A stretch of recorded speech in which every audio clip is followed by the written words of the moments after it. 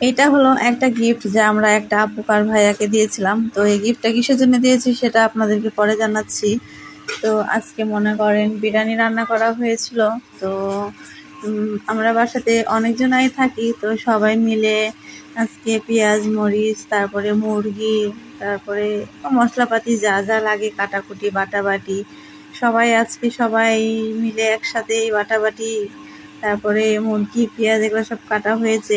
তো ওগুলো আমি ভিডিও করতে পারিনি। তো এটা করার পর একটা ভাইয়া রান্না করেছে, ভাইয়াটা রান্না অনেক সুন্দর হয়েছে।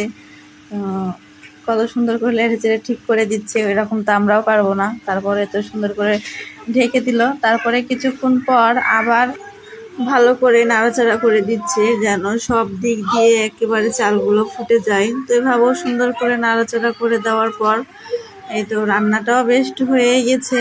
তো এভাবে নাড়াচাড়া করতে করতে সুন্দর করে আবার ঢেকে রাখবে। তো রান্নাটা কমপ্লিট বললেই চলে।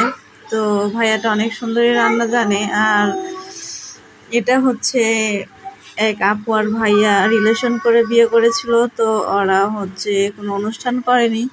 তো এইটা একটা ছোটোখাটো দাওয়াত আমাদের সবাইকে খাওয়ালো।